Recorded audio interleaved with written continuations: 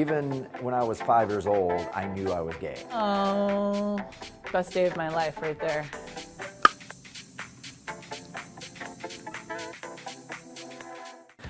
As a kid, I was really energetic. I was just like this really funny, outgoing, crazy kid. I think growing up in the South as a gay person, it is hard. I mean, because even when I was 5 years old, I knew I was gay.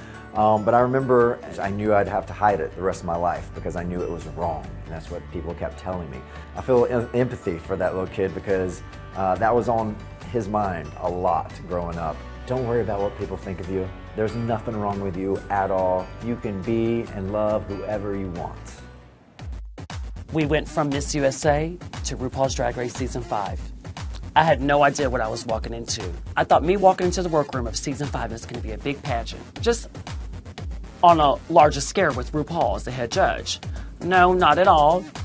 Another self-discovery moment. I watched back Season 5 and I learned a lot about me. I learned a lot about drag in general and the art form known as drag.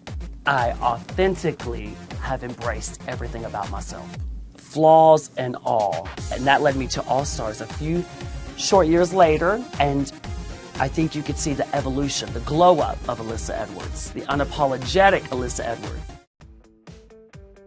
Oh, that's better. Look, she's finally gay, folks. And look how happy she is. She is happier and gay, yay. This is with my girlfriend, Amy, who was my high school sweetheart.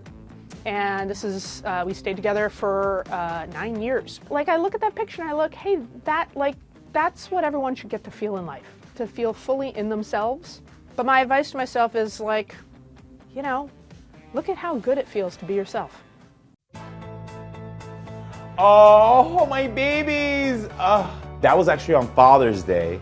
My kids were making fun of me because they said that I have two sides. I have business side and I have slutty side. But this is how I woke up, to one of them being like me where I have my shirt off, and then the other one being host Karama where I'm like, hi, how are you doing? I guess I have only one or two switches, and it goes from either really thoughtish or really like, let me help the world. And listen, it's fine for me. I'm all about owning my sexuality, but also owning the fact that I want to help other people. And I don't think that makes me bad. Even though they're joking with me about that I own both of my sides of who I am, I want them to know that it's okay for them to own whatever parts of themselves that they are. We all have intersectionalities that make us who we are, and those intersectionalities are beautiful. Be who you are. Be all the sides of who you are, because that's what makes you beautiful. Oh, best day of my life right there. When I met Glennon, I stepped into myself for the first time. She gave me a sense of love. I had nerves this day only because I wanted it to be so perfect. I had to accept the best, most beautiful, truest life that I could envision as it being my actual life for the first time. I think that's something a lot of people struggle with. I think a lot of people have an idea of what they want and they go about putting obstacles in their own way. It's like this self-fulfilling prophecy, right? And for me, I had to actually let myself believe that I deserved the best and most beautiful true life that I could envision. And that's been Glennon from the time that we met. Oh God. Oh, that was prom.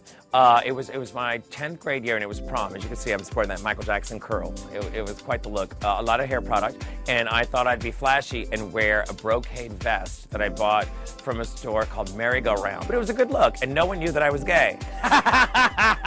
You know, life is going to get easier. I think that's most of it. You know, most of your younger gay life is that you realize life's going to get easier. It's not that serious. Don't worry about it. And just keep using hair product. As you can see, it's worked out well. So this is a picture of me and my mom, and I'm using her hair as a real human hair wig.